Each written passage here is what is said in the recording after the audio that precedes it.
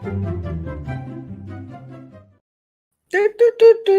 are really dumb. You are so dumb, but not tonight. Welcome, everybody to Planet Pluto Pseudo. That's right. We hope you have your helmets on. You guys know what time it is, right? It's me, your homegirl Ladosha, right? AKA Key Lolo. Not quite an alien. And then right over here, that's right. Y'all know who it is. She like, bam. She came all up like, say something. It's the one and only Cheryl Morrow, aka the Hair Oracle. And boy, are we excited tonight. I'm just gonna be real tacky right quick, sure. You know I'm about to, don't y'all? Y'all know what I'm about to do because Key Lolo is about as getrin as they come. Just right quick. I just want to just flash this right quick. Cheryl, look up.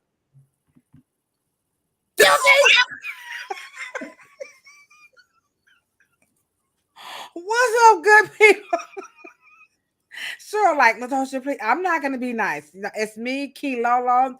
I am not going to be nice, but don't worry because we have a wonderful guest tonight. I see you guys are in the chat, like, yeah, we're very excited about tonight. You should be because Cheryl has worked some magic. I don't know how you do this, Cheryl. I don't know people in high places. I'm from the hood, so everybody I know is from down the way, okay? But Cheryl has managed to put us in, to give us a royal treat tonight. This is our 39th episode, and we are about to bring on the Hip-Hop Motivator himself. All right, that's Mr. Kenyatta Griggs. Now, y'all know I'm a hip-hop junkie, so I'm so pumped. I'm all like this. Look, here you go, Cheryl. I want to. I'm about to introduce. And I got a mic like this, you know. I don't have a good mic, but we have the hip-hop motivator himself. His name is Mr. Kenyatta Griggs. I'm going to allow him to tell you guys all about who he is. Our topic tonight is what is professional hair? Who defines it? How do we get it? How do we get rid of it? Do we need to keep it? All this good stuff. Cheryl, I know you're going to chime in and we're just going to have a really good time. If you are new to this platform, this is the Afro Hair Science platform. And this particular podcast, Planet Pluto Pseudo, is specifically for licensed professionals. We're talking about cosmetologists, barbers, your nail techs, of course, your skincare people, and then your hair aficionados. So we know we have some hair aficionados in the chat, but it's really important that we have these conversations. And so tonight is going to be a doozy, and it's all about professional hair. Sure, you all ready for it? I'm ready. Sure, like stay ready, ain't gotta get ready. So ladies, now we got some ladies, we have some brothers that's going to be in the chat, but ladies, I'm just here to tell you, I already peeped him out, okay? And he is fine, all right? Now, don't be asking for no phone numbers or nothing. Y'all be nice tonight, okay? Be nice. So I'm going to bring in Mr. Kenyatta Griggs. He is the hip-hop motivator. We're not going to waste no time tonight. We're going to get into it and stick to our routine. So without further ado, let me get some hand claps. Should I do that, Cheryl? Absolutely. So I said, bring it. Y'all put y'all hands together. Come on, drop some hand claps emojis in the chat. And I'm going to take the opportunity. And there he is, the one and only, the hip-hop motivator himself. You guys, come on. We got to give it up. I got to hit my little thing again. Hello. All right. What's going on? You are what's happening. Yeah. Appreciate you having me here. Oh, thank you so much. So Cheryl, how do you know this hip-hop motivator? Because I done already stalked your page. I mean, when she said she knew you, I tried to act like she don't know him. Right. No, Cheryl don't know. Go way back. Yeah. How did you know the hip-hop motivator? Mr. Kenyatta Griggs. Well, we have to blame it on his tenacity, and he is probably the most in-depth brother, but he was connected to Mr. Morrow. Right. Your dad know everybody, he just everybody including me, wanted to get with Mr. Morrow. So now tell us a little bit like why Mr. Morrow? Why Dr. Morrow? Why not, Willie, or Hank, or but you got Doctor, not the regular Willie. Yes, the legend. So why Dr. Willie Morrow? Like how what made you, or give us your story so we can know who you are, because everybody is going to want to know, like, well, what makes him the man to tell us about what's professional hair. So take it away. Well, good. Yeah, great question. And all. What happened was I started off as a licensed cosmetologist but I was a barber by trade because I was already cutting hair from the time I was 12 years old. I moved around a lot as a child. I lived in Cleveland, North Carolina, Tennessee, as well as different cities in California, San Bernardino, Long Beach. Went to school no more than 2 years at a time, a year at a time. My mom moved around a lot. And so from just, meeting so many different people from all walks of life, it was easier for me to go into the hair game because that's appropriately what hairstyling is, relating and meeting people from different walks of life, and connecting with people to really bring forth what it is they're trying to see. And so at the time when I was in my I think I was like 20, 21 years old, I met a guy that one of my clients did marketing. And I was talking to him about getting my own product line. I was like, yeah, I would love to have my own like aftershave or something going on. He was like, oh, that's great. I know Willie Morrow. And I was like, who is that? Because at the time I didn't know, because just like a lot of people that get into the hair game, just like in connection to hip hop, they don't understand what it means to embrace the culture, meaning that you have to respect who came before you in order for you to be a real true professional in the game. And so what I did was he introduced me to him. We took a trip to San Diego from Los Angeles, and immediately, we hit it off because I'm used to, like, I was partially raised by my grandfather. So his conversation with me was a very masculine conversation, yet had a feminine balance that brought forth creativity, thinking outside the box. And we just stayed in contact. And then he gave me his number. I can call him anytime. And then meeting Cheryl and, his secretary, what was his name? Birdie. And, was it Birdie or Virgie? Was it Virgie? Virgie. Yeah. So I met her and then all the other people that were there at the time. And it was just like, it was like a second family to me. And I really appreciate the fact that anytime I called him, no matter what time it was, he would pick up and build with me and give me some real information. But the first thing that I noticed about Mr. Morrow more than anything else that helped me move forward in my journey as a stylist, as well as being someone that motivates and helps people, is that, listening is the most important aspect to anything you do. So he was such a great listener. That's the best part of him. He had a lot of game, a lot of knowledge. I could talk to him about street stuff. I could talk to him about girls. I could talk to him about, money, hairstyling. And he can jump in any lane. And he didn't feel like when you ask people things, sometimes they can get a little like shaken up a little bit, like, oh, he's asking me about women, or he's asking about this and that and how to approach something. And he was full of information, and I loved him for it. And anytime I can connect with him, I would drive to San Diego every Monday like clockwork. Wow. To get the product developed. But more than that, even after the product was done, I would still take the trip down there because, something about laying eyes on the man and being in his presence where you actually really got the information that you needed, because he would take you into the history of things. Wow. And from the history of things, learning that history and learning who he was. And then on top of that, him building with me on what came before him and how he was inspired. It really, really took my business acumen to the next level, because from that point, that's when right after that, I had owned the shop. I had went ahead and purchased the salon. And, the rest some they main say things is history, huh? Yes, yes. So it really came from just really just building with Mr. Morrow, him being in my corner and him telling me, the whole aspects of, before anyone was talking about betting on yourself, that's what Mr. Morrow's whole message was. Before I heard Dame say it, before when we was babies, they was betting on themselves. So Okay. it's not like it's a new thing, but he was really, really pushing that. All right. Step out there and get it done. Wow, that's a mighty intro. And everybody, the chat is getting full. This is what happens when you bring on celebrities. Everybody like, who Kilolo and them got on there today? I see the hair oracle, but who that? Everyone, welcome you guys. We are so excited to have you here. We have the one and only Mr. Kenyatta Griggs. He is the Hip-Hop Motivator.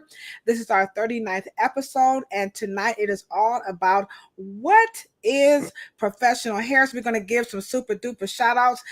So we have the one and only auntie hair coach. What's happening? We got my big bro Maurice is in the chat. What's up, Delia's iTunes? We also have my BFF from Atlanta, the ATL. She said it's hot as cold in Cleveland. We have VK, and then of course we have our faithful loyal Miss Lawana LB is in the chat, which she knew she better be, because hey, Mr. Kenyatta, I will go right over to Shaker Heights and knock on her door. Oh yeah. Like, girl, where you at? You in the chat tonight? So right. She's definitely one of our staunch supporters. So we're really, really excited again to have you. So what we're gonna do, guys, is in case you just didn't know, I know everybody know, but y'all know me, I'm Petty Franklin, right? So I just want to let the whole world know, including everybody right here on planet Pluto Pseudo, that number 45 guilty on all 34 counts. So that's America's legal system working. Wow. So yeah. So now we know he ain't going to jail, y'all. We just saying, we just, we gonna stay in our lane, okay. Yeah, so he's not going to jail. Okay, that's cool.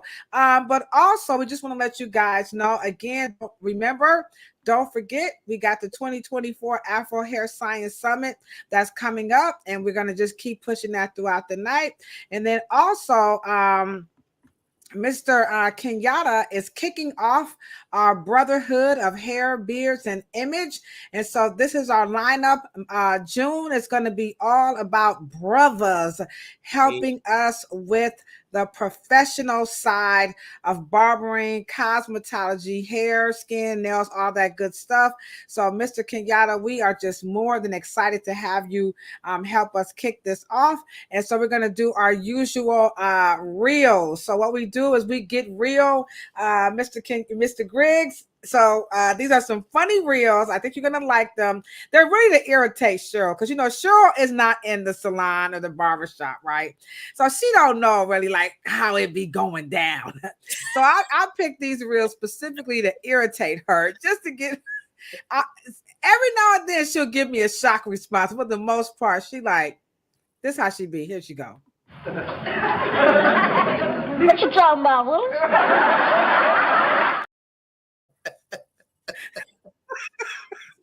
So she be in the dark. So we have two reels, guys. So everybody stick around. Here go two funny reels. And the first one, you guys are going to absolutely, 100% love it. Cheryl is the first person who brought to me about the what's it called? The black wife effect? Yes. All right. Okay. So this one, you guys are really, really, really going to enjoy this one, because Cheryl, this one is just for you. It's called the white husband effect. Mr. Griggs, are you familiar with the black wife effect? You're not? Okay, your mic is muted. Okay, can I unmute this mic? Oh, maybe I must. I think that's your side. Okay, yeah. No, I'm not familiar with it. No. Oh, okay. So sure. But because he's a barber, he definitely know as soon as he sees it. Yeah. Okay. So this is not the black wife effect, though. Okay. This is the white husband effect. You ready, Cheryl? Yep. Cheryl, like, okay, Lolo, what you got? Here we go. Real locked up. I must have got tagged in about 100 comments on these videos of the black wife effect and people.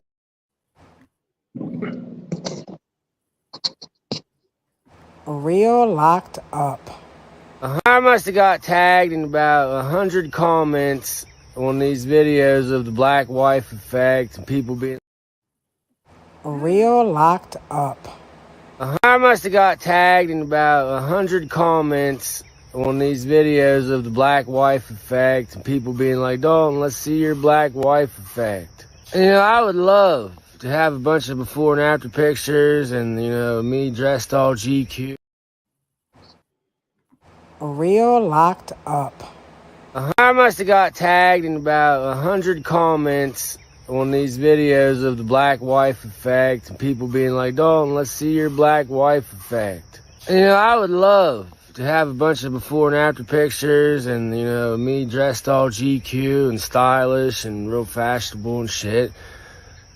But that just ain't the case. On mine and Sokka's first date, I wore a Misfit shirt, khaki shorts, and a pair of Vans, and as you can see, I got the same Misfit shirt on, but with... Okay, we have a little technical difficulties. It's not going to work, but let me try the other one. Let's see if that one will work. Okay, hold on. Let me try this one. This one is real locked up. Let's see if it'll play. Real locked up. Never had a retwist. Or we could go in with the scissors. We had to soften it up.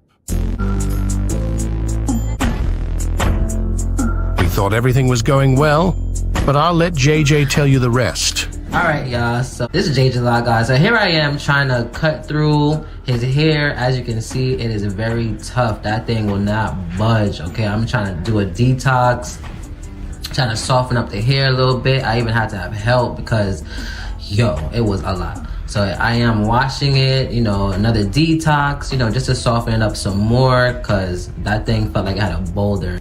Alright, so we had to whip out the blade, as you can see. You see that? We had to use a lot of product in his hair, y'all. Like, we had to do like 3 detox, like 5 shampoos. Like, it was crazy. Going in with the retwist, he wanted 2 strand. Come on now, dog. Come on, man. That's crazy. Wow.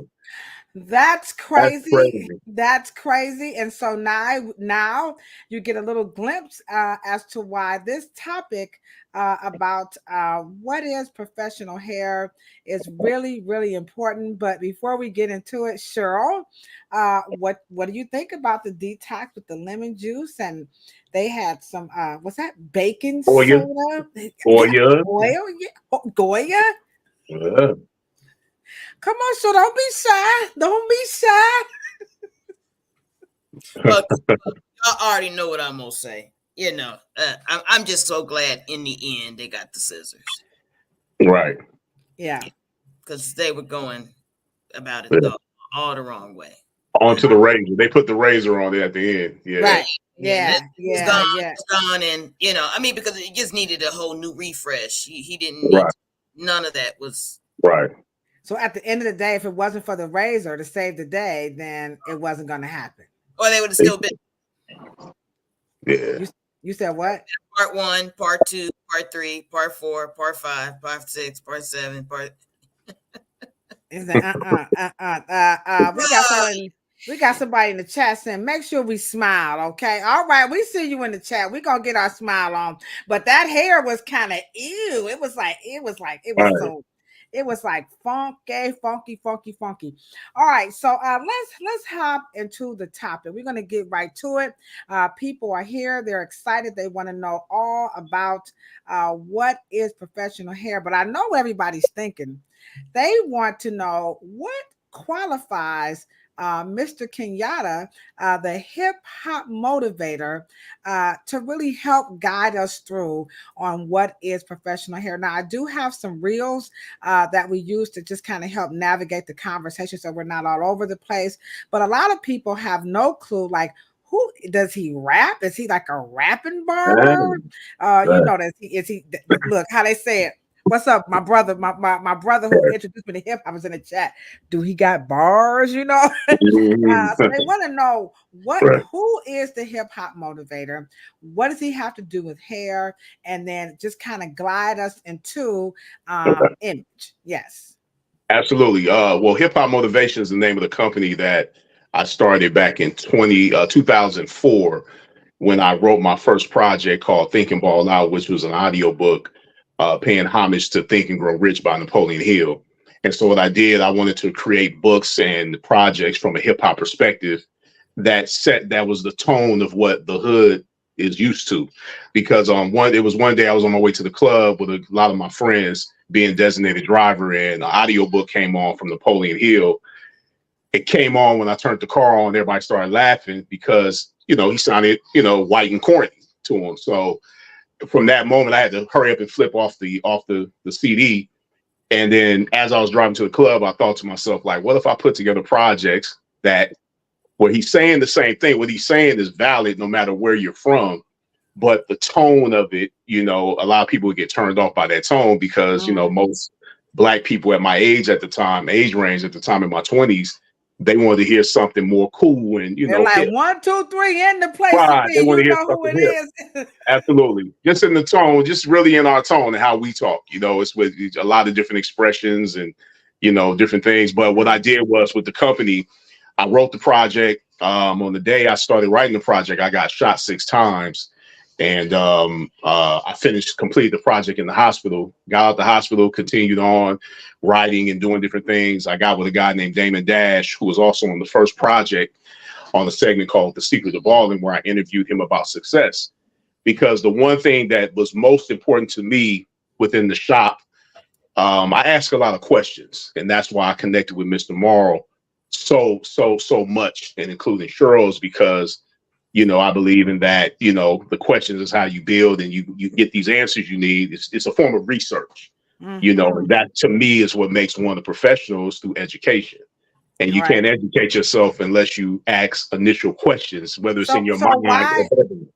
Right. So why hip hop hair or hip hop barbering and motivation? Like, why those 3 key things? And then Cheryl, I kind of want to. I got a question for you as well. That is a beautiful question because I saw hip hop do a lot of damage, but I also saw hip hop do a lot of good because I listened to the positive stuff. But because hip hop has done so much damage based on the corporate infrastructure promoting degradation amongst Black people, pushing these different artists that get promoted all over the world to make people think in Africa and Europe that all Black people act like this. And so because I saw that going on, and I always was hip to that, even back before when I was a teenager, I knew that there was a certain type of rap that was really my frequency, which was the positive rap, where cats would say something that would give you some knowledge or some game or some information. And so girls look good, their brains are not ready. I'd rather talk to a woman because her mind is so steady. There you go. There you go. You just spit something that was that's I'm not a musical maniac or b-boy fanatic. I simply made use of what's up to this. I listened to the Pixies back when I was a kid, but I'm just more shots than they. Okay, I'm feeling you. I still don't get how the hair get infused into that. Well, the hair got infused because I was already a barber. I was already a barber by trade. And so within the business, Mr. Morrow said one great thing to me that changed my life besides betting on myself. He always promoted, don't die behind the chair. He would always tell me that. And Cheryl knows this. Don't die behind the chair, which means always come up with other means and other ways to make money off your purpose. Because, one day I was having a conversation with him and he said, man must have purpose because a woman cannot be a helpmeet unless a man has purpose. And purpose is the number one thing that a lot of men are lacking. And really, when you look at it, no woman should mess with a man that doesn't have a purpose, because purpose is what even in the Bible, they say that's what makes a woman a helpmeet and what helps her also serve humanity, because your purpose is something that should serve humanity. And that's how I came up with hip-hop motivation as a form of something to serve humanity through, motivation, taking what I've read, like from the 48 Laws of Power, Think and Grow Rich, Rich Dad Poor Dad, anything that I've learned, take it, give it its own tone through my own voice, and give it back to the people. And so basically being a translator of something that may come off as corny to some people because Napoleon Hill is saying, or because Robert Kiyosaki doesn't really connect to the hood. But I know what he's saying, and it's still valid, but it just needs a certain tone to where we can actually say, oh, yeah, you know, it's just like going to a black church compared to a white church. You know, when the preacher says, and, you know, when I'm broken, you know, we understand that flow. You know what I'm saying? But when you go into the other churches and they, you know, it's a different feeling, different vibration. And so that's what hip hop motivation is. It's really selling self-help information from a hip hop perspective. Wow, giving away self-help information from a hip hop perspective. Yeah. Now that's the chat is like on so many. Like I hope I don't know if you can see the chat, but the chat is like this brother. Yeah, I'm taking a look at it. Yeah, I'm taking a look at it. So they're loving all the stuff that you're saying. But one of the things that I love to ask Cheryl, because you know I didn't have a father like tomorrow, but Cheryl, you have to share your father. You got me to the left, you know, all the people to the right, you know, back to back, and then you got Mr. Kenyatta over there to the right. So your father is always being tugged and pulled between hairstylists and barbers. How did you growing up? How did that make you feel? When you have a person like, because I wasn't able to come, of course, but now you're seeing up close and personal a person like you know, Mr. Griggs coming into your home every Monday, driving up like, I want to play soccer with my dad today, but here's Mr. Kenyatta.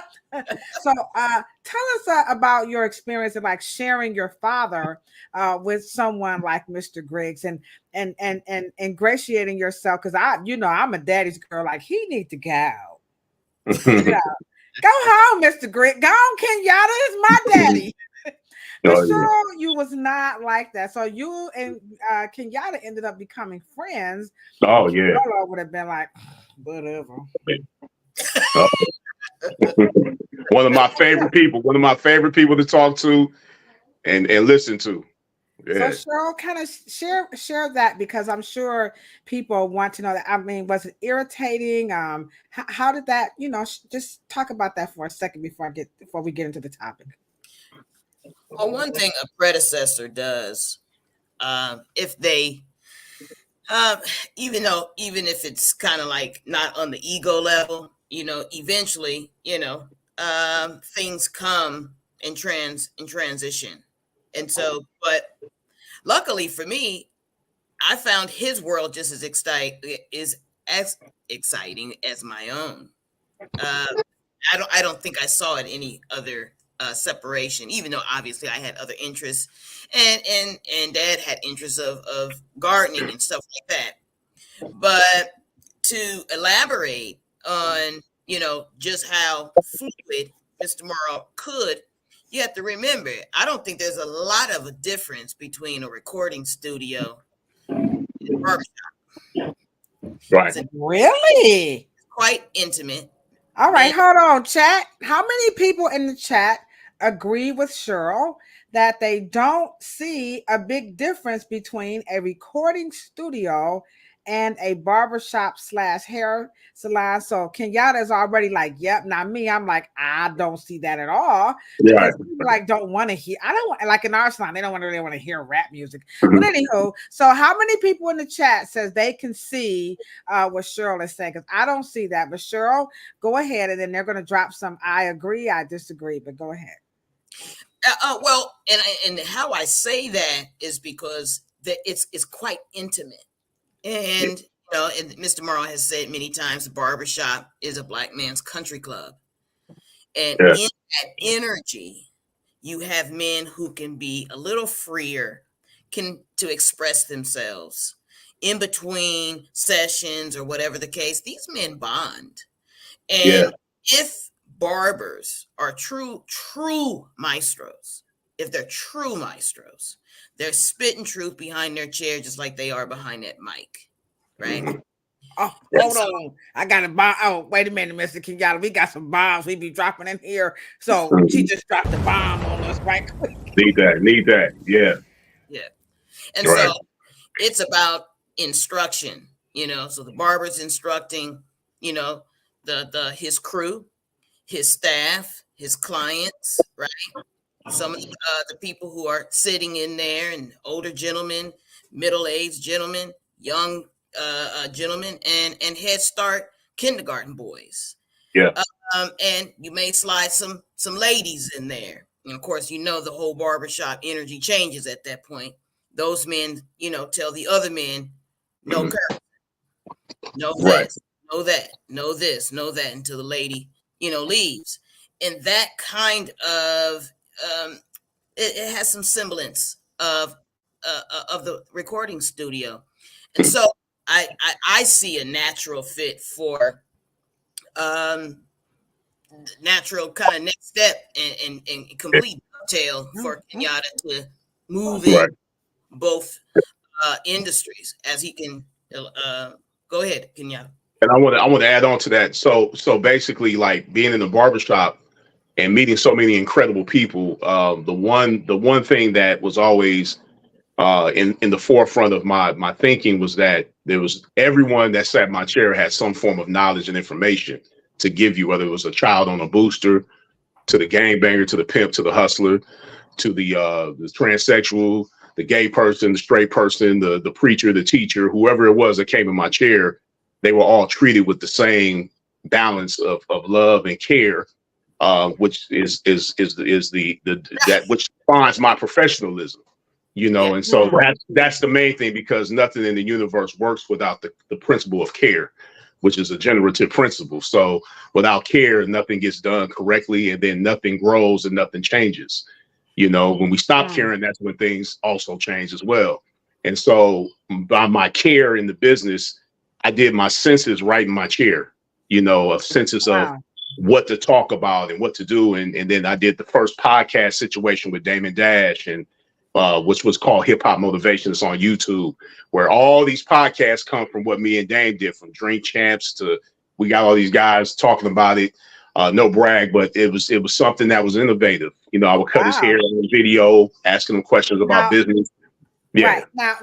Now, when you say because you're the hip hop motivator and you're cutting hair, so now you're in the barbershop, are you commanding attention about the motivation, or is this conversation between you and your customer? Because this particular podcast is full of licensed professionals. So, and then we got our hair aficionados. So we definitely want to make sure that you can drop some knowledge to those of us. Because if you give me permission to just start busting some rhymes and motivate, they'll be like, oh my God. So what's the parameters? There's no rapping involved in anything that I was doing. No rap involved at all. But for me, it was more of the rapping, which is speaking and talking to each individual client, but more than anything else, I did more listening than talking.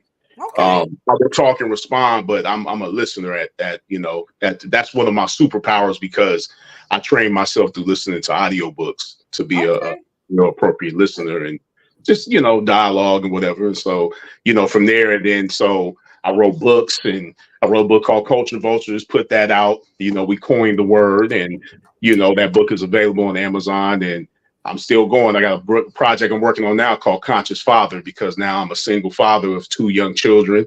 Okay. One is autistic, and I've never done it. I have 7 children. I was married before, and this is the first time I ever had full custody of my children. Let me tell you, every woman out there that has children. All right, now we really give you props now. I always say you props before, but I really give props now. Yeah. Hey, I know you can drop a bomb on that one. You can drop a bomb. That's what I'm looking for. Here it go. I'm right here already. I'm 2 steps ahead of you. Yeah. I'm like, I understand that. Now I understand. I get it now. Yeah, I get it. Hey, I get it. I'm gonna say, and what they say, the cities of angels call a real black Superman. That's Yeah, it. all right, Absolutely. black Without a doubt. Superman. All right, we Absolutely. appreciate that. That's now everybody, we're gonna go ahead on and hop into the topic. We have Mr. Kenyatta Griggs again. He is the hip hop motivator. Don't confuse it with the rapper, okay? But he will motivate you. And tonight it's all about what is professional hair. Now, I really, really want you to talk about this because as a licensed professional, the first video I'm going to show you is going to set the tone. Now, what we are talking about, guys, this is not a cookie cutter. Okay, I want to make sure because sometimes they'll come through and y'all chop me and Cheryl up after the live, but we don't want you guys to do that. So remember, these snippets are to set the tone, and I want Mr. Kenyatta, when he comes back in, to really help us understand, how some of this we think it kind of got started with some of this natural hair movement, where people just all of a sudden, they're changing the game about what is professional. Now, I also have a I Google, because Cheryl loves to say, go, as Chill would say, don't cook it up, look it up. So Cheryl, I already did have a setup when we go, oh, look at there, guys. Hey, well, we welcome all cuties onto the live. And so I do have some a Google search, Cheryl, for us to search unprofessional hair. So Kenyatta, I'm going to show the clip, and this is going to set the tone for what we feel began this whole movement of everybody's just trying to figure out, particularly people with afro hair or textured hair, what is professional hair. So here we go with this young lady who's like, she's just all over the place. So here we go. It will upset y'all that my hair's not shiny. Y'all will say it's not done, that it's probably dry because it's not shiny, so that means it's not moisturized. If it's not moisturized, it must mean it's brittle and breaking. It's none of those things, by the way. I have a matte surface texture. What you talking about? No matter how much oil, cream, butter I load up into my hair, it's not going to make it look shiny. All right. Okay. So look at him. He's on daddy duty. He daddy duty on deck, ladies. Yeah. I mean, he doing the podcast. He got everybody. Look at all the comments in the chat. They done like, her just so cute. Okay. So let's start it off right there. She's saying, listen, Mr. Kenyatta, you got all this motivation going on out here. But that's how I'm gonna wear my hair. This is how it is. And I want to enter into the corporate world, which I have some more videos about that. So now we're not judging. Okay. What are you saying to a young lady or a young man who that's the new thing? It's called unbothered. It's unbothered hair. So first, now opinions are like cell phones, everybody. Make sure everybody got one, okay? So this is Mr. Kenyatta's opinion, not to be judging. I think he definitely gave us the bona fides. That's not his thing. But what's your take on a person coming to work like that, just natural and unbothered, and entering the world of work and motivating a person who's just, I'm a little fed up with trying to look a certain way for the world to receive my skills out here in these streets. Interesting.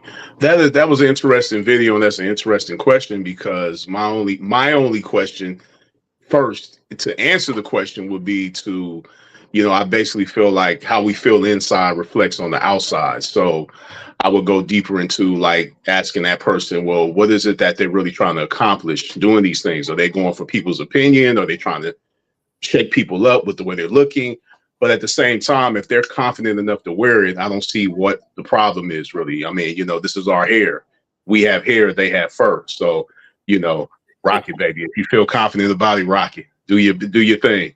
All right. Okay. All right. The chat is like, oh, shoot, low, you got you a good one. That's right. We got the one and only, the Hip-Hop Motivator. Now I'm going to get all of his information and drop it in the chat. But I can tell you guys right now, if you like to really stalk somebody, go over to the Hip Hop Motivators Instagram page and stalk the ham sandwich, because I be going up and down and left and right. I know he's like, oh, what's on my damn key Lolo, girl, go to bed.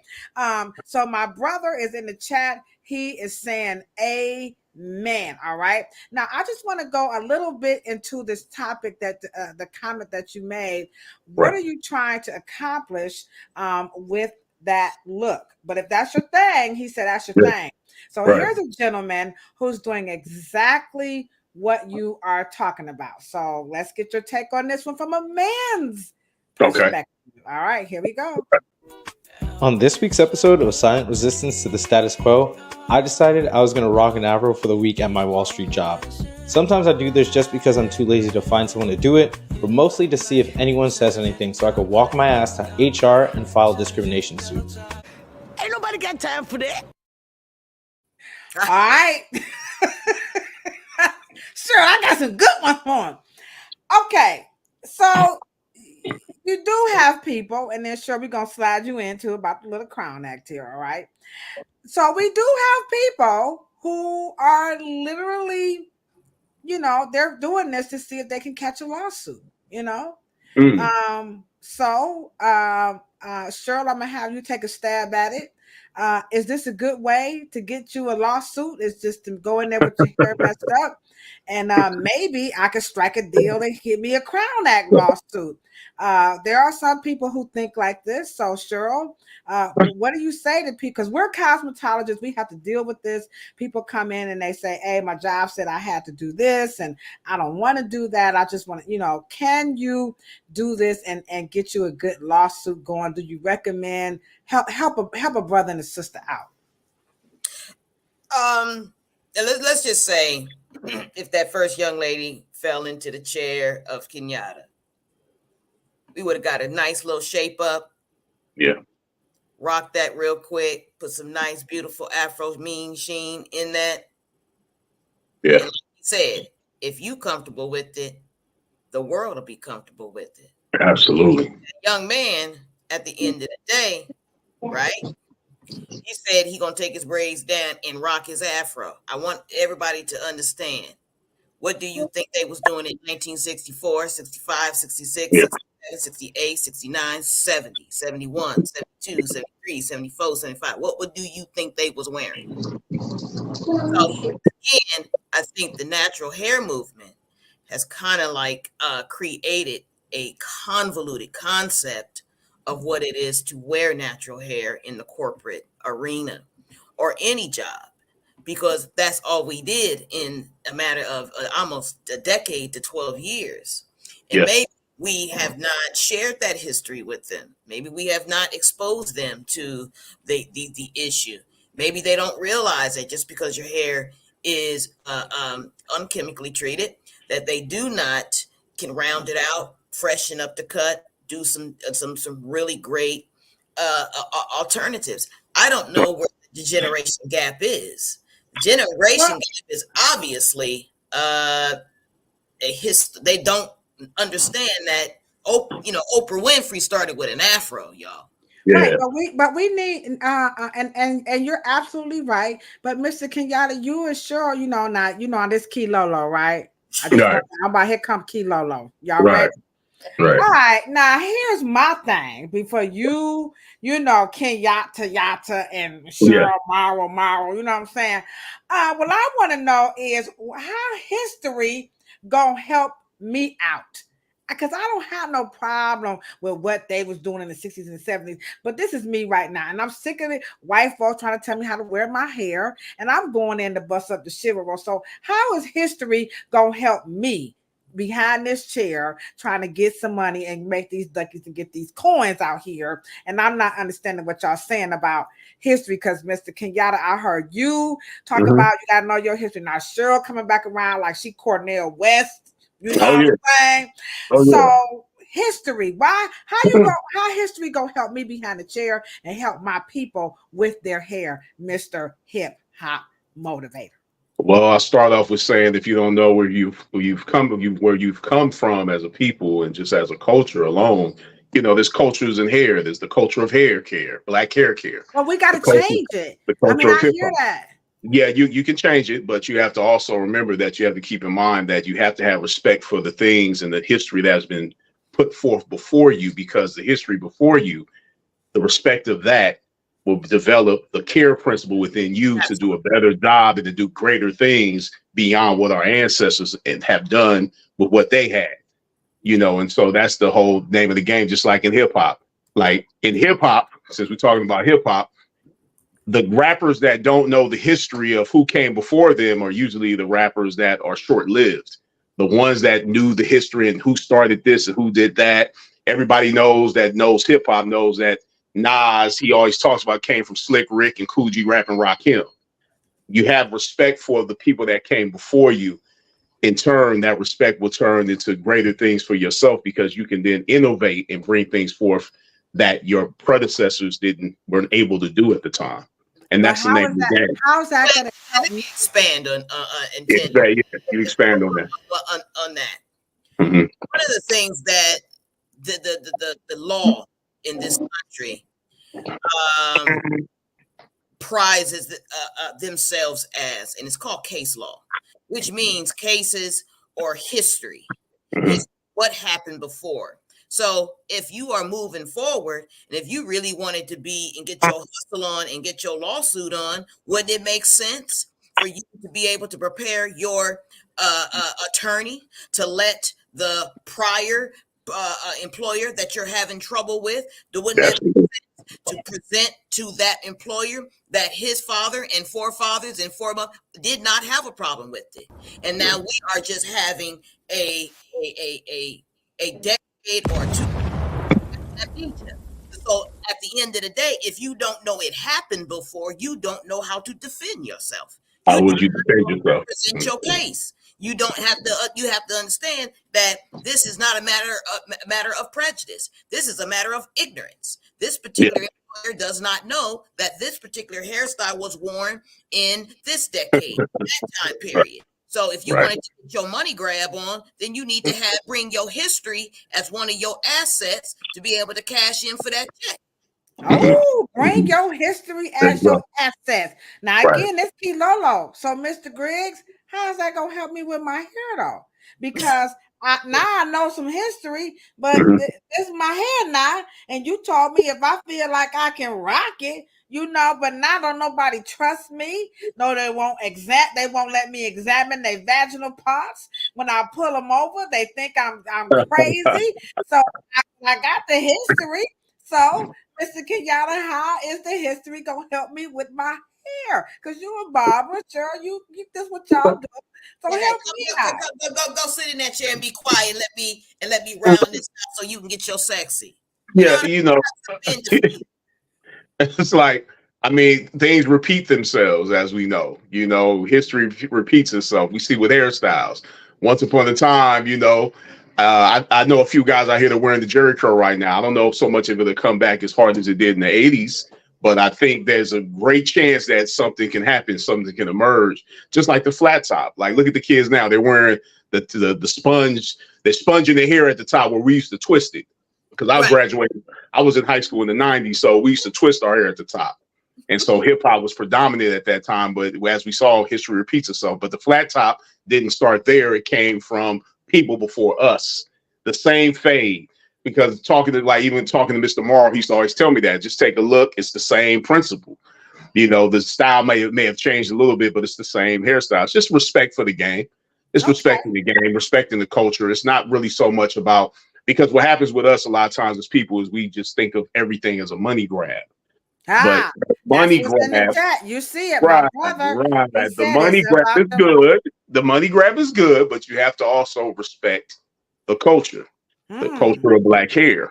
If you don't respect it, you're gonna lose it. And we're at that stage where we're losing because of the lack of respect. And the same with hip hop, and the same with, you know, all forms of music. Look at rock and roll. Look at what we did with jazz. You know what I'm saying? Now look at Beyonce with country music. Now she's a guest apparently to country music when that's a black art form, an American black art form. And now she's a guest in their house. How does that work? and then you know that the Major League Baseball now is all of a sudden they found we're going to infuse the Negro League. Yeah.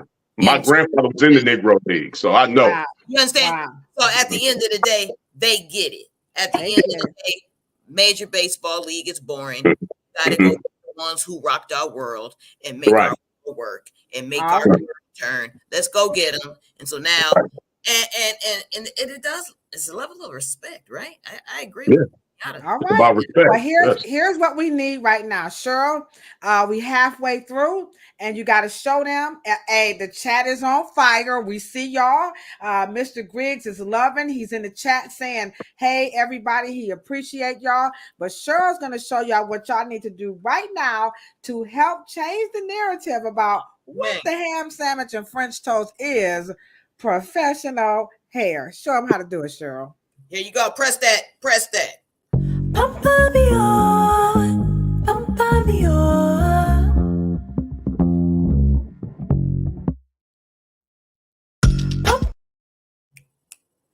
All right. So we're gonna get some super duper shout outs because again, the chat is on fire.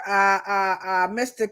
The Hip-Hop Motivator, Kenyatta says, "What up, Auntie Hair Coach? My big brother Sherion Smith, my other brother Mo Cheeks. I see him as Maurice is in the house. Dewey, how you gonna slide in on us? I see you down there. Again, we also have LB is in the chat. VMH, we got my BFF.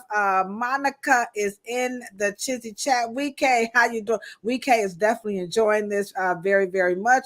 And then, of course, we have the one and only LB and everybody out here, all our trolls. What's up? How y'all doing out there? Go ahead on and hit that thumbs up button, and we appreciate you guys. So here, we're going to go into another clip because you just kind of brought together not only again for us for the hair aficionados, but for the professionals, that it's really important that we use the history to make the connection to kind of justify the hairstyle or just to kind of help massage the conversation about the hairstyle in case they think they're doing something new, or then like you said, Kenyatta, if you want to change it and put your own little pizzazz on it, as long as you feel comfortable and confident, you're saying this is very, very much okay. Is that correct? Absolutely. Absolutely. All right. Okay. All right. So here we go. Here we have another clip right here. Now this one is really these are some guys and so they are talking about exactly what they think is acceptable. And so from you, I want to talk about the judging, okay? Because that's really, really hard for a lot of people when you're getting judged a lot, okay? So here we go. What are the acceptable black corporate hairstyles? The Killmonger? Is that an acceptable black corporate hairstyle? See, you know they put a law in that you can't discriminate against hair like this anymore. I'm discriminating against the Killmonger haircut. Yeah. I'm out on it. They come into the office with that. You come in with the Killmonger with the frosted tips. The Killmonger with the frosted tips. We getting you out of here. HR, we're going to escort you out. What are the acceptable black corporate haircuts? I mean, obviously, number one is the fade. Next would be, I would assume, the Steve Harvey. The high top, the Oxy joint? Yeah, the high top Steve Harvey. Principal Steve, or? We're going to have to go with Principal Steve. Afro. Like the Lenny Kravitz, like curly afro? Yeah, you know, curly afro. You know, there's some texture to it. You know, you probably had your shit relaxed. Some moisturizer. You had your shit relaxed. I would even say just the simple braids. Like the Drizzy joints? I mean, Drizzy is the face of braids now. Fade the braid. All right. So now we're getting into this thing is called hair shaming, where you're starting to make people feel real bad about how they wear their hair. Now, as professionals, for me, this is where it's kind of, I struggle. Now, I know we got some hairstylists in the chat, and we do have the Hip-Hop Motivator to help us how we can rock through this. And to our hair aficionados, this is why we're bringing on experts all through the month of May. We want our men to carry us through our struggles behind the chair. And this hair shaming, I struggle with it because sometimes people come in and their hair, and I'm like, comb your You know, what is? I know you ain't going to work with you can't go to work with your hairline. So how do we grapple, or because at some point I'm just gonna keep it 100. All right, some people hair just effed up, bro. Yeah, And they absolutely. just don't, Absolutely. so are we pacifying this as professionals and letting Yeah. them think that that's okay? Or are we hair shaming? So how do we as professionals help navigate what really is acceptable and not acceptable? And we really, right now, we need your motivation to help us as professionals, because I don't like the hair shaming, but I have to admit, I probably have been guilty of it. So help me out. That is a wonderful topic and a beautiful question. And my answer to that, first and foremost, hairstyle and styling is independent, right? As we know, it's an independent thing that we all choose how we want to look, what we want to wear. But what you have to keep in mind is when you're going into a corporate infrastructure, there are rules and laws, and that's not independence. That's depending on someone to give you a check. Now, for me, being an independent hairstylist as well as a barber, we can wear what we want to wear, and we're okay. We could do whatever we want to do with our hair and our look, because we call shots with our people and our time. We take care of our clients. We do our thing. But when you're going into the corporate world, there are rules and laws, and there are certain things that can be a distraction to the office. And so we have to keep those things in mind. Absolutely, because styling and hair is independent, and so many people want to express it. And that's really the last form of independence most of us have. But I thought you said if we felt comfortable. Yes, you can rock what you can wear what you want to wear, but you got to keep in mind all jobs have rules. It's just like when you work for McDonald's, you got to wear the monkey suit. You got to wear the suit that they give you. You can't go in there rocking jeans or a tuxedo and sell burgers, even though the tuxedo looks good. You see what I'm saying? It looks better than the uniform they give you to wear at McDonald's. So and that's fine. So Maurice Smith is right that it depends on what job you're applying. Yeah, it depends. It all depends, because there are certain rules, because something can be a distraction. There are certain things that can make you, that are depicted a certain way by the majority of, by people that you're dealing with on a day-to-day basis. So you have to keep those things in mind, even though hairstyling and, again, style is independent. That's a beautiful form of independence that we all have.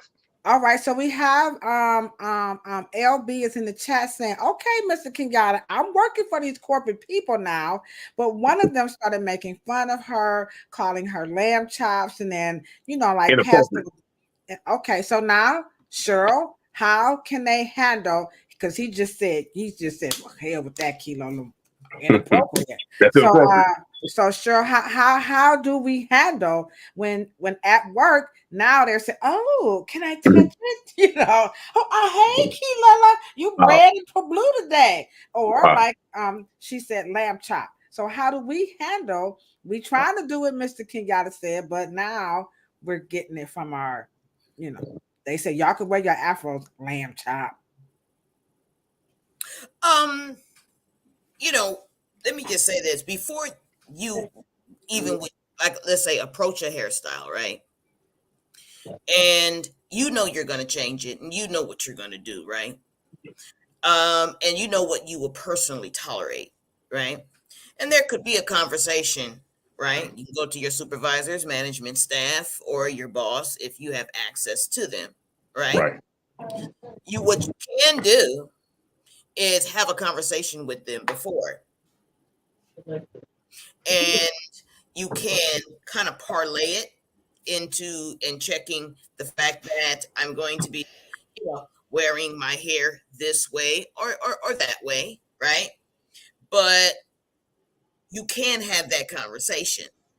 And the nickname and the hair shaming, obviously, you can bring that to their attention, document it, because I'm sure at that point they will know what you're talking about, right? And so I don't think you can prevent other people's behavior, especially when they're adults. But what you can do is that you can pull them to the side and document it, right? And completely just be open to it, right? And so there is no silver bullet here. Okay. But you can have a conversation before you do it. Do not have the conversation after you do it, because at that point, they are not put on notice. Okay. All right. So now she's saying have the conversation, but Kenyatta is the world of social media, right? And when people feel some kind of way, you know what they do now? They run to social media and they ask for help. So I'm going to show a clip of a person that's on social media asking for help. Now we got the professionals in the chat, and we are blessed to also have consumers who consume our services and our goods in the chat. And I want you to help us with, are we failing? I know they got the right to go on social media and ask, but are we missing the opportunity to help people because they're running the social media and they're asking important questions like this young lady right here? My Black corporate girlies, how do you wear your hair to work? I've been thinking about this, and I don't know if it's just because my mom always taught me growing up, like there were certain hairstyles you wear to work, to school, like in front of company, to audience.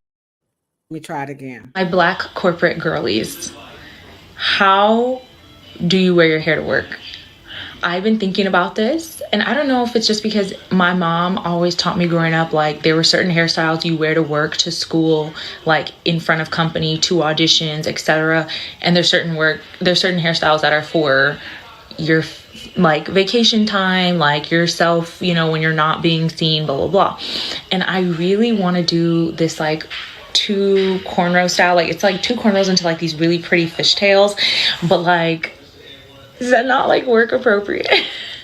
And I know the Crown Act is a thing, but also like, I don't know if this is just like an internal racism thing where I'm like, I don't think that's acceptable. My Black corporate girlies. Okay, so we see where she's going. She's turning to social media and she's looking for help. Now, Cheryl and I, we talk about this a lot amongst each other, and we've talked about it right here on the podcast about turning to social media. So help us out. How can we fill that void? And then what could we be doing on social media to help with that? And what could we be doing behind the chair? And do you recommend, I know they got that right, but again, how else could a young lady like her get real help with her hair? Question. From us as the professionals, as the stylist, more open dialogue with options, and from listening to our customers and to people like herself, then you can come in with the understanding that there are certain things that she has to take a look at. Again, if she has a job where she's independent, she can wear what she wants to wear, but it depends on the rules of the game she's playing. If she's in the corporate world, the infrastructure, it depends on what she's doing. Sometimes things can be a distraction to the office, and that's okay. And that's kind of like whatever, but it's the rules of the job. It's hard. It will be hard for us as hairstylists to say, just wear what you want, or easy for us to say, but we're independent and we can wear what we want to wear. We can do what we want to do, but that doesn't necessarily mean it's something that our clients can do depending on what job they're in and what career they're in. And that's why we want to take a listen to them, give them some, listen to them first, then give our opinions as professionals to help them move forward in making the right decision. Because sometimes, a lot of times decision making is made on, just being a rebel, and being a rebel is not always where you need to be, because, at the end of the day, what are you really going to change at this point in time? That hasn't already been done. It's been done. As Mr. Morris already said, Mr. Morris already said, he's always telling me, keep it moving. KIM, keep it moving. He's telling me, slap a name on that tire and keep it rolling. You're not going to reinvent the wheel. It's already made of rubber. You got fiber or you got wires in it. Keep it rolling. We actually have a healthcare manager in the chat. Okay. And she says, I always make sure I address the dress code, including hair within the interview prior, yes, and the hire. And then she Absolutely. says hair is also important to address, and that it must be professional. Now, Yes. when you tell us, what are you saying to a customer? Because Auntie Hair Coach, I'm gonna put you on blast just a little bit. And she said a little bit earlier, let me see if I can find your statement. Can I find it right quick? Was it down here? Hold on one second. I think she said something to the effect that, I kind of thought about, wearing my hair just to kind of bust up the shiver roll a little bit. So what are we saying to customers who like, I want to be this rebel? Like, what are you saying to those people behind the chair who's like, I'm not cutting my locks off, or I like my green hair? I mean, and we're saying, well, let me dye black. I don't think you should do that. What language are you using to kind of soothe and get them to not lose their job because they think they're going to be able to sue them? It's a great question. Are you asking me or Yes, Cheryl that question? I'm I would love asking to. I would you. love to chime in. Yes. No, I'm So asking you. for me, like I have customers sometimes, like young men that come in and they want a certain hairstyle and they want it shaped a certain way, but then I go on and because I understand certain things professionally about the angles and the shape of someone's face. There's certain styles that can enhance those things, and there's certain styles that can take away from those things. And so being a professional is about knowing your craft and knowing your game before you even play it. And so this is where research comes in. This is where history comes in, because this is what our ancestors did before us. They really took hair serious, where they really did their work. They really did their research. Where nowadays we're in a microwave culture where everyone wants things so fast, to where we just go to beauty college or barber college and we just think money, money, money. But there's something deeper than actually doing the hairstyle. It's deeper than that. It's a certain connection you have to have with people, a certain rapport, right? And then once people see you care, it's easier to get people. It's easier to motivate and to move people in a certain direction when they first know you care.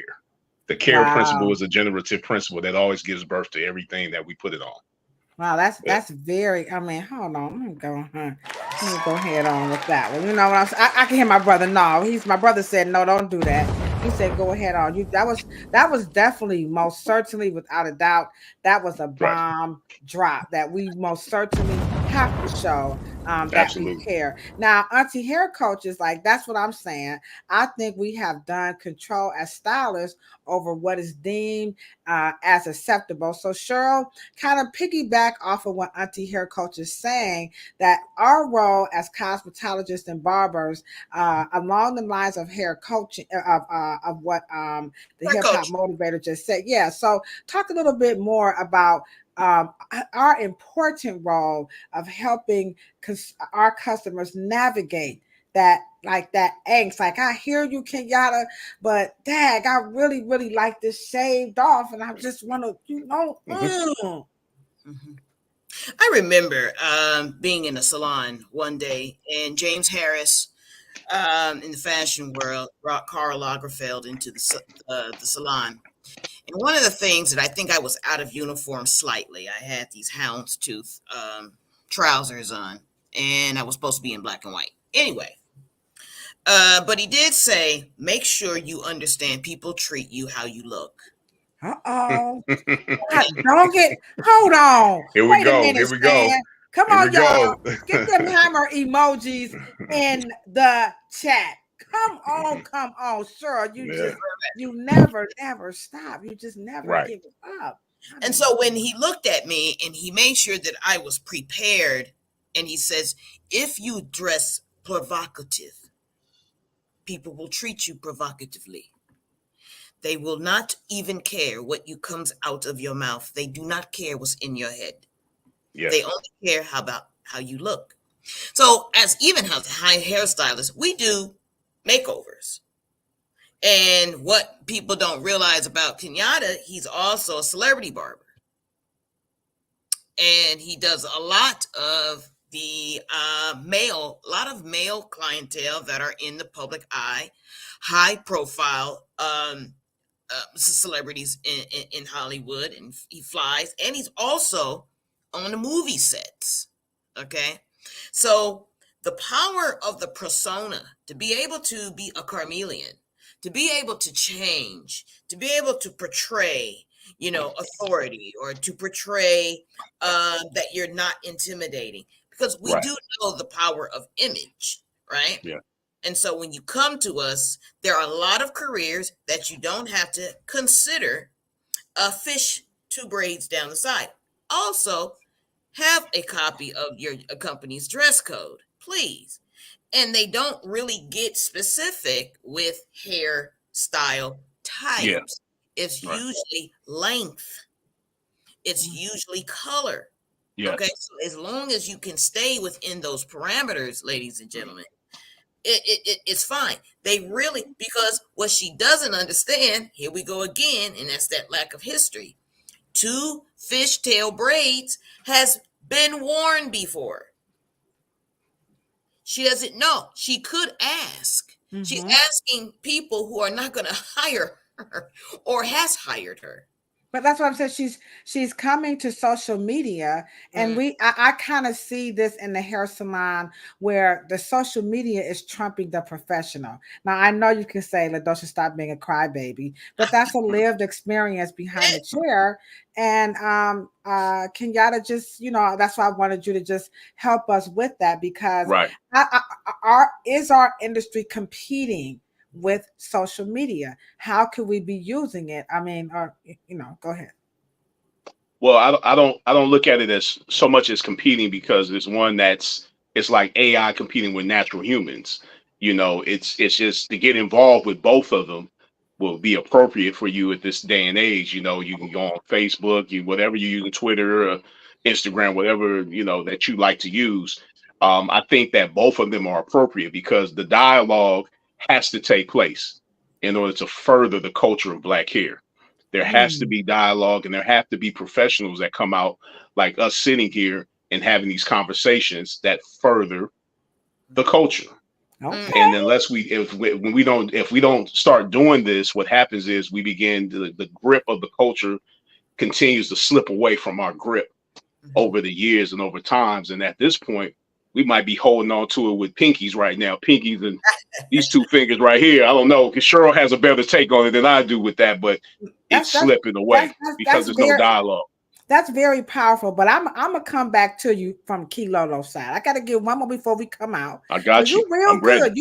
You the hip hop motivator. You doing real good. But I got one for you. This one last one for you. I know we're a little bit over, but you know what I'm concerned with, bro, man. You know what I'm saying? Because I hear this a lot in the hair salon, and it's a barber shop now. We used to have a barber in our salon. Mr. Kenyatta, I ain't trying to be no sellout. I that's my issue. I'm not. I'm no sellout. So what you got to say to a brother or a sister like me? Like, I'm not selling out. I hear what y'all saying, but I ain't you, and I ain't trying to be something that I ain't, and I ain't no sellout. Well, respectfully, to be a sellout is to continue in your ignorance towards the culture. That's what a sellout is, because ignorance is to ignore knowledge and information. That's what ignorance means. It doesn't mean stupid, it doesn't mean dumb, but to ignore knowledge. That's really how it should be said. So if you don't want to be a sellout, what I recommend that person to do is to come over into the light side and get this information and understand the people that came before him, like a Dr. Willie Morrow, et cetera, et cetera. Wow. And expand your horizons. Absolutely. No matter what game you're playing, you should go back and take a look. It makes sense for someone that's trying to get in the league to take a look at Michael Jordan, Kobe, Magic Johnson, Will Chamberlain. Take a look. Take a look. What they say, what that song say, that part. Absolutely. You taking no prisoners, taking no shorts. Oh, no. I'm talking about, wow, I'm hearing that boom supplement the mix.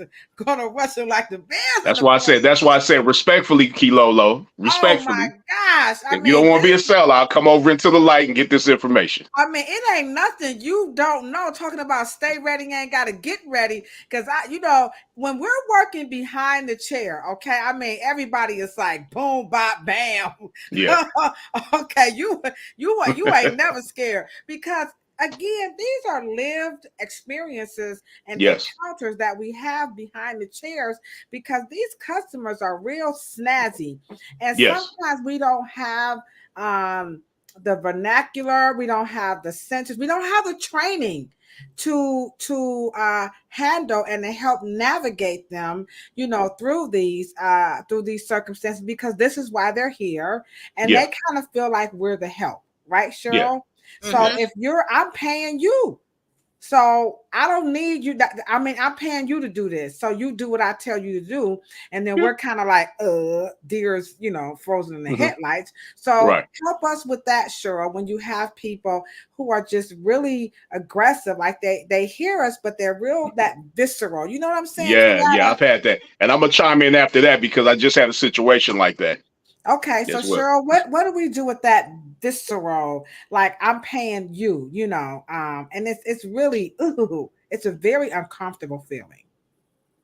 I know when, and to piggyback on the ignorance thing, and I know that when you're not informed, and let me just say this: can you imagine mixing ignorance with fear? Whoa. And whoa. That is one of the only places that I think most of my people can kind of bully their way into a service provider is in the barber and salon. They are very adamant, and I think it is kind of anchored in fear of not being able to be accepted, but then their livelihoods are attached to it, and then they don't know what to turn to. And I believe that, and I'm a very aggressive kind of hairstylist. I do not allow, just because you're paying me, I actually aggress you because you are paying me. So I make sure that this is my chair and this is my house. You don't like it, you don't have to come. But of course, once you take that kind of energy, they begin to understand I'm in the best set of hands, because at the end of the day, I want to keep my job. I have to feed my family, and I do want to be acceptable, and I don't want to stick out like a sore thumb. I do want to be liked. I do want to look good. I do want compliments. I do want to be able to feel good about myself. And then once you tell them that that is why you're here, and that is what we're going to accomplish, kicking and screaming, and all you need to do is be able to get this truth, because you're going to get it, whereas if it's free or if you pay for it. But my point is that we have to make sure that they trust us. And that's that care factor that Kenyatta was talking about. Absolutely. Wow. Everybody in the chat, like, period. What y'all can you tell Mr. Kenyatta what you and Shirley called me all while we were down in Columbus? Chicken ass. Watch that. Talk to hairstylists like me. She wasn't even jaywalk. No. Our feet hurting and everything. She talking Kilolo about with Jay with the Kilolo didn't come out, huh? No, so help. I talked to her. It come out when it's supposed to come out, but it wasn't that day. Yeah. So as we wrap this up and you respond, I just want to squeeze in. I know y'all talking real tough, but some of us guilty. We're chicken shits. We're really afraid. Follow the rules, huh? We're really afraid to speak up to these people. And you said you could help us out.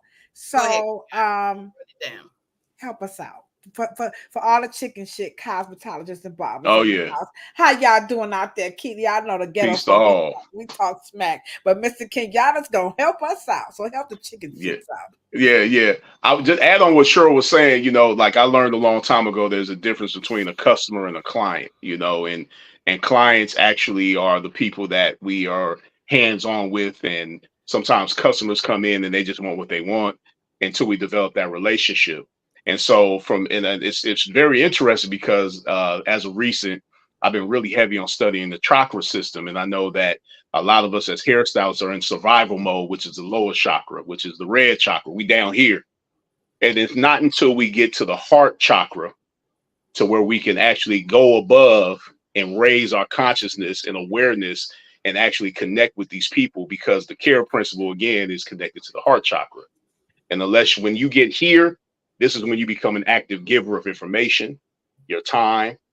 You'll hit some other barbers and beauticians to the game on what needs to be done, including our clients, our loved ones, whatever comes in front of us. And from there, we go into the throat chakra, where we're speaking things into existence. We're speaking a certain way to people. And then what we see begins to manifest. And in actuality, on the crown chakra, which is the highest form of us, the highest part of us, we have this hair that grows out of us that's called nine ether, which coils like a nine, which we call naps. And that's connected to the ethers of the universe. And that's why we don't have hair like those other people. We don't have fur, we have air. And that hair is connected to the universal principle of frequency. And that's why when we go in the sun, we get a different thing. That's why these are our antennas that connect to the universe. We feel things, we gather things, we get insight and inspiration based on hair. Even me as a bald-headed man, I'm getting inspiration all day long from my beard, and even up here when I got to shave tonight, so it's very important for us to go into the care principle. Now, I can tell by, I don't know if y'all saw here, because I was looking at his body language, the way he just kind of rose up and the way his arms and everything. So he was like a maestro conducting this. Now, let me he was talking about the heart chakra. We do have a book club here. I don't know if Cheryl told you that. We got all our bases covered because we be copying off of your page and shit. You know what I'm saying? Right. So we have a book club here, and we have a list of books, and our book of the month is Heal Your Body. And so I know you're familiar with it, but to those of you who are not, this is by Louise Hay. Okay. Hay House. And so, so Louise Hay. So in the spirit of what Mr. Kenyatta was talking about, when it comes to the heart chakra, she's saying, if you have problems with your heart, let's just say heart problems. And when you buy this book, remember, guys, it's going to just grid it out for you. And we do recommend, we have some questions in the chat about how we can get some of your books, and you can help us with that. But just quickly, heart is the problem, and here's what's going to manifest physically. She says, long-standing emotional problems, lack of joy, hardening of the heart, belief in strain and stress. And so Mr. Kenyatta just walked us through how, working through those chakras and what happens when you get, to the top and you can release all of this. And Louise Hayes is saying, if you don't do that, here's what's going to happen. And then you got, Kenyatta, telling us this is how you can solve that. Now, I don't know about that 9 ether here. Me and Cheryl will have to talk to you on the side about that. It's a 9. We gonna get you on that one, but okay, we gonna stop right there. The shape of a 9. Look at the shape of a 9. What is that? It's a coil, right? We got you. We gonna talk about. We gonna put you on. We gonna take you out to dinner on that one. All right. To add on what you just said about Louise Hay, Louise Hay is out of San Diego. She was out of San Diego. That's where her company was. And she actually was the reason I started Hip-Hop Motivation, seeing that little label on the side of the books going to the bookstore. And that's when I came up with a logo which is this logo right here that fits. Okay. Right. So Hay House, the Hay House logo was like an inspiration for me with Hip-Hop Motivation. And she was out of San Diego before she passed. Dr. Wayne Dyer, all that stuff. Yeah. Oh, yeah. It's a vibrant thing. Vibrant thing. Okay. So in the chat, my brother is asking, so where can we get, some of your books? How can we all find out about you? I'm going to take the time while you're talking to create a little ticker. So tell us, how can we find everything, the hip-hop, I know it's but I'm saying the hip-hop Motivator. Well, first off, you can always contact me. I'm usually on Instagram. I don't do Facebook as much as I should, but Instagram I'm very active on there. I first saw you on Facebook. Right. Yes, I did. Yes. Okay. It's at hip_hop_motivator, and then my email address. I love to give it out because it's Hip-Hop Motivation. hip_hop_motivator. OR. And then and then my email address is hiphopmotivation01@gmail. And I respond accordingly to the messages or whatever. And they can hit me up, find my books and at my website, myhiphopmotivation.com. So I have a children's book called My Barber's Hand Stinks that deals with hygiene for children, courses in the barbershop. So that's where it starts. I have a book called Culture Vultures I wrote with Damon Dash. My first project, Thinking Ball Out, which is an audio book. I have a movie I created called The Secret to Balling with Snoop Dogg, Chris Brown, Faith Evans, Method Man, a lot of different people in the movie. It's on Tubi right now. You can see the hour version of it. And some other Secret to Balling audio book. I have some different things, but I have a lot more to come. And then my page is Hip Hop Motivation YouTube. It's a Hip Hop Motivation YouTube page. And you see me doing a lot of videos there from back in the day with Damon Dash that started off the podcast movement. Wow. Now that if you are working behind the chair, and if you, like he said, Dr. Morrow says you're not supposed to die behind that chair. So we are hoping that all of you hair professionals in the chat have truly been motivated. I know I have. So pretty much you can go onto Google and type in his name and get everything. That we are going to drop some of his links in the chat post alive. Is there any nice, because you're a motivational person, so do you have a nice quote that you can close? You rock with us for a whole hour and a half, so we really appreciate your time. And of course, we want you to come back, right? You already know absolutely that, anytime. I would love to come back. We might have to give you absolutely shout out to Cleveland, Ohio too. I used to live out there. All right, what was you at? Warrensville Heights. All right. So give us some motivation working behind this chair, and also to the customers, all the hair aficionados in the chat, the clients as well. WK is like, all right now. What's up, WK again? Thank you so much. So give us some motivation about absolutely. Well, one of the first things that I learned about being in the hair game is just like because at one point in time I was a womanizer. I was out there in the streets, and from being a womanizer and going into the hair game, learning that confidence is the name of the game and self-belief is everything, right? So I heard a quote that I just use, and I always just pass it on, is that your belief in God is your belief in yourself, as your belief in yourself is your belief in God. And so when you understand that one thing, there's nothing and nowhere you can't go and shine your light. And so continue to shine your light. Do be gracious for what you've been given. I don't care if you're fat, skinny, dark, light, afro, bald, alopecia, whatever it is, rock it well and love it. That's right. You see what I'm saying? Because you've been given something to give to the world and express it. Shine your light. Wow. But your belief in God is your belief in yourself, as your belief in yourself is your belief in God. That's absolutely. I mean, everybody. All right. George Clinton, that good face there.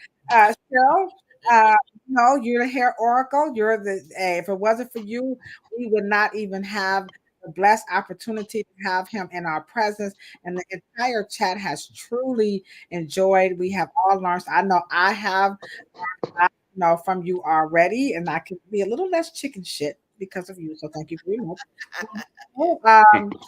Any closing thoughts on this topic of professional hair? I think we've all walked away about the confidence, but just knowing that you're going into that corporate world. Hey guys, tone it down. You can do social media if you have questions, but you heard from the Hip Hop Motivator. Come into the salon and barbershop, see your esthetician, see your nail tech, and allow us to help you navigate that so you can continue to take care of your families and you're not a sellout. He got a sellout. Good. Okay. Right. Sure. That used to be my thing. I ain't no sellout. Did that used to be your thing? Ooh, child, honey. Anywho, carry on. Right. Well, all of us, as and as you say, one of the things that we can say, one thing that is truly unprofessional is just being very self-conscious and not really being secure. Right. Our job is to make you secure. Yes. Our job is to balance you out, give you some options, give you the lay of the land. And we just got to make sure that our best side chair manners is tough love. And tough love is to make sure that we can truly be authentic, because that's what we want our customers to, present in the world. So if I'm dishonest and I just want to get you out of my chair and out of my salon, you're not being honest. The customers are not being honest. And I truly believe, and you have that wonderful office, Ladosha, and you have a wonderful little sitting area. I say don't have the conversation around the chair. Go into the lobby and sit with them, and make sure that you get a little different environment. Get at their level. Don't be standing over them. They're looking up at you. Koos is really good at that. Koos, she always goes up there and she chummies up. My brother said I'm not a chicken, but my chicken ain't like, get behind that chicken. I'll be looking in the mirror. Cheryl told me, stop looking in the mirror talking to your clients. Guilty. Right. If you know about that life, if you're a cosmetologist or a barber, drop in the chat if you talk to your clients through the mirror. Cheryl told me to stop doing that. Yeah.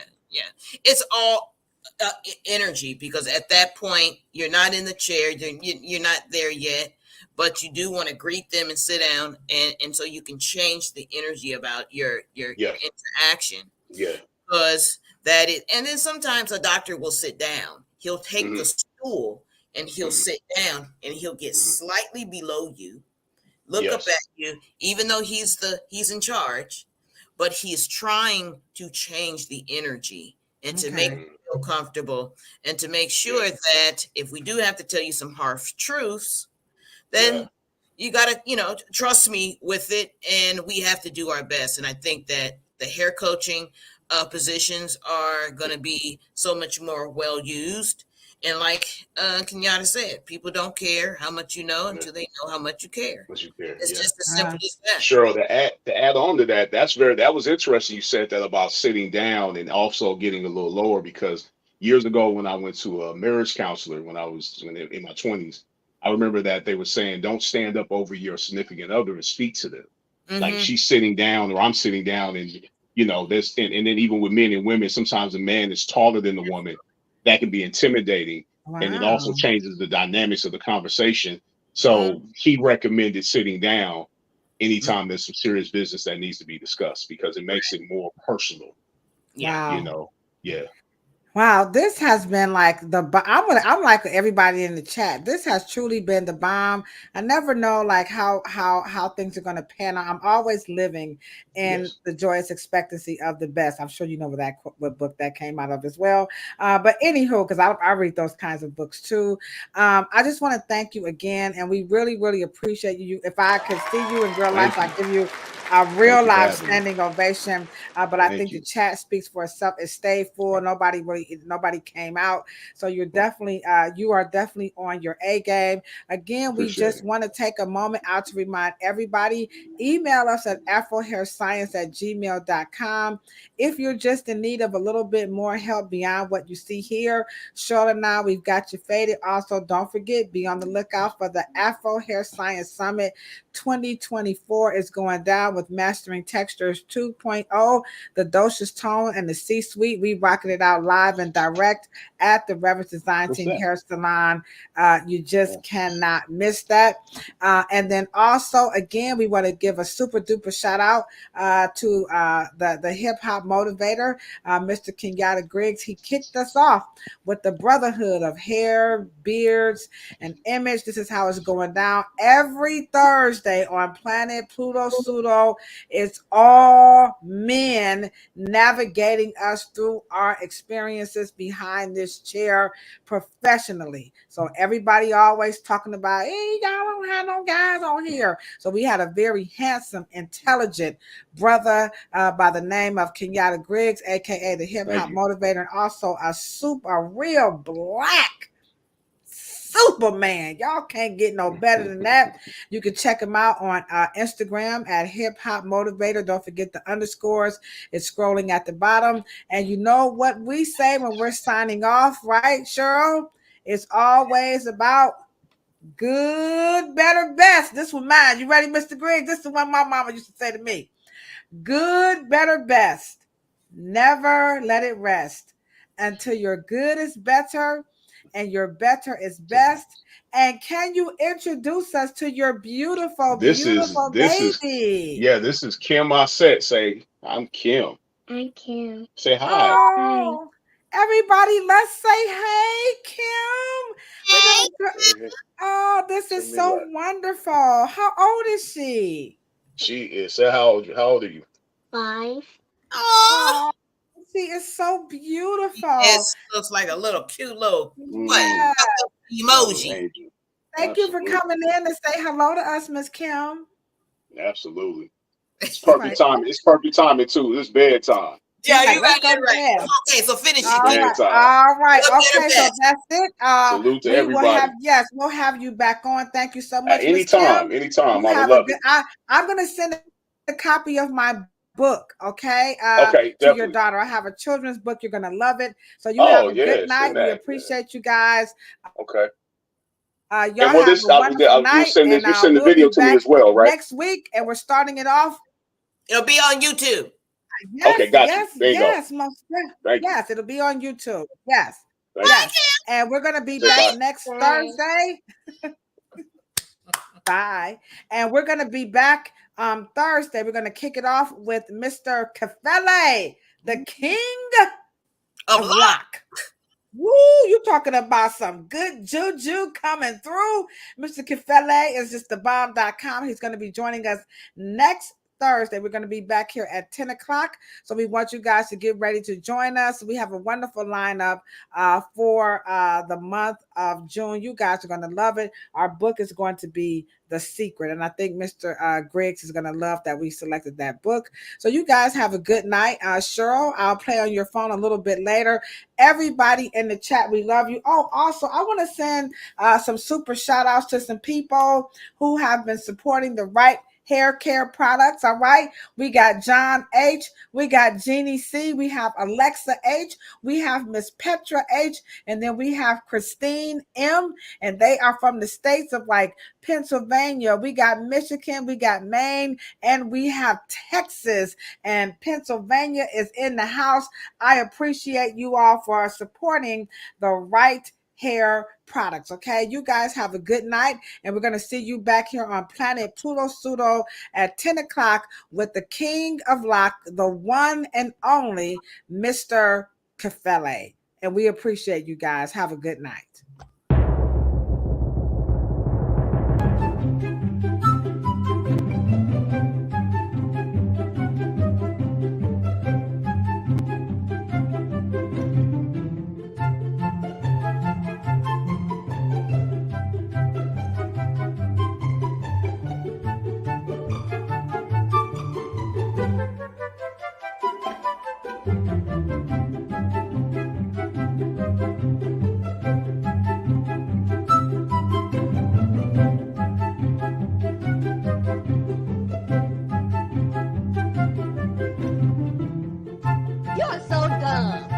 Really dumb.